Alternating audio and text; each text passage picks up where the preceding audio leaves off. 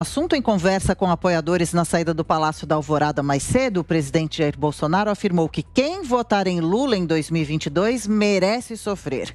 Ao comentar sobre o tema, ele voltou a criticar a postura de prefeitos na pandemia. Acompanhe.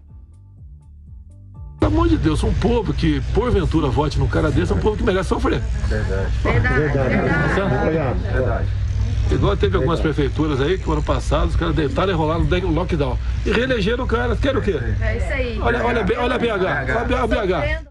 Bom, nem Bolsonaro nem Lula confirmaram oficialmente a participação na próxima eleição, mas lideram as pesquisas de intenção de voto. Bolsonaro ainda afirmou hoje que espera definir um novo partido até o fim deste mês. Uma aliança é quase muito pequena a chance aí, tá? Já estou atrasado, tem outro partido, espero que esse mês eu resolva. E aí, José Maria Trindade, presidente Jair Bolsonaro já começa a comentar, responder questionamentos com relação a 2022 e essa possível participação, candidatura de Lula também.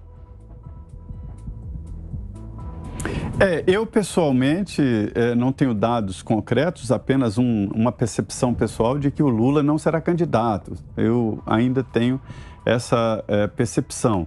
Mas o quadro atual, a fotografia atual é esta, disputa de Bolsonaro contra Lula, né? E é isso que ele diz, né? A comparação de um contra outro. A própria eleição do presidente Jair Bolsonaro foi uma reação geral do Brasil contra o petismo que você falava, né? Tentaram fazer aqui uma parente que não foi tão tolhida da verdade, mas o afunilamento poderia chegar lá. Então, essa é a postura do presidente Bolsonaro. Sobre a segunda fala dele sobre o partido político, o presidente inicialmente pensou em ir para o MB, o da mulher. E houve um momento que formaram um aliado muito próximo dele e me disse, olha, o presidente já decidiu, já bateu o martelo, vai para o Patriota. Era a ideia. Lembrando que o presidente, ele é um exemplo de que o Brasil pode sim trabalhar com a possibilidade de uma candidatura avulsa ou um candidato independente que fica até melhor, né? Ele foi um candidato independente. Só que agora, líderes me dizem que o PSL para o presidente fica melhor porque o PSL tem uma estrutura já. É o partido que tem o maior número de deputados na Câmara dos Deputados, por isso mesmo recebe verbas para a campanha eleitoral. E o presidente, desta vez, vai ter que justificar e vai ter que gastar dinheiro, porque ele, como presidente da República, a não sei que ele se licencie, e não parece que isso vai acontecer, quando ele fizer um deslocamento como candidato, aí ele terá que pagar o deslocamento, inclusive o Boeing presidencial, o gasto com segurança, e isso fica muito caro. E o PSL terá estrutura para pagar isso. Além disso, dessa questão prática necessária, né? Agora a coisa não pode ser mais tosca nem não profissional. Além disso, ele precisará de tempo de rádio e TV, porque haverá uma união contra ele. Então, ele precisa sim de tempo de rádio e TV, daí desta ida, a volta, na verdade, dele para o PSL. As arestas já estão sendo aparadas e essa é a situação. É a política, Adriana. Começou tudo de novo. Verdade, Zé. E você, Ana Paula Henke, tem 2 minutinhos, ouviu com a gente amanhã do presidente na saída do Palácio da Alvorada, o que achou?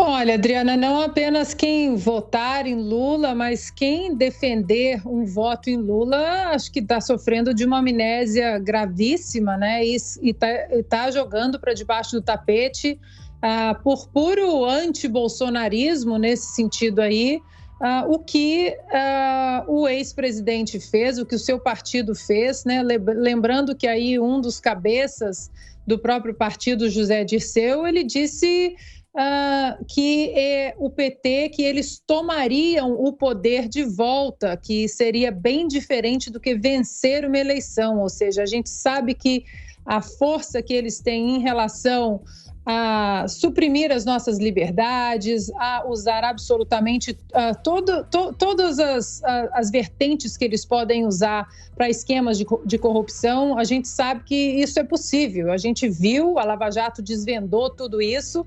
Agora, não é por falta de aviso, está tudo muito escancarado. É mais ou menos o que a gente está vivendo aqui nos Estados Unidos, Adriana. Joe Biden agora tem uma série de tópicos aí que os eleitores democratas estão reclamando, como, por exemplo, a imigração desenfreada na fronteira sul, que já vai trazer aí quase 1 milhão de pessoas, imigrantes ilegais para o país. Isso é uma preocupação, imigrantes ilegais entrando, inclusive testando positivo para a Covid-19, o maior aumento de impostos desde 1993, uma frente de trabalho aí para aumentar o número de juízes da Suprema Corte e tornar a Corte ainda mais ativista ainda. Então, não é por falta de aviso, está tudo muito desenhado, a gente não pode ter na cabeça uma amnésia política e um imediatismo, achando que todas as soluções, todos os problemas do Brasil serão solucionados em apenas uma corrida presidencial ou um ciclo presidencial. O nosso caminho é longo, a gente tem que começar a mexer também nos nomes no Congresso, a gente tem que começar a desbancar o foro, porque isso atala exatamente os parlamentares ao Supremo Tribunal Federal. E aí medidas não são passadas, medidas que nós queremos que passem não são passadas na Câmara e no Senado. Então, quem votar ou defender o voto em Lula aí simplesmente tem uma amnésia política gravíssima. E ainda sobre as falas de hoje do presidente, temos 1 minutinho para você, Fiuza. Adriana, eu gostei da analogia com o Belo Horizonte, né? Porque, de fato, ali isso me surpreendeu bastante, né? Assim, o que a gente estava vendo em muitos municípios, né? Antes de chegar na eleição municipal do ano passado, a gente estava vendo isso, medidas irracionais, brutais, né? A gente viu São Paulo, por exemplo, isso acontecer, né? Um prefeito que soldou porta de comércio, que fez aqueles rodízios históricos, que deu todas as demonstrações de que não é política sanitária, que estava fazendo espetáculo mórbido.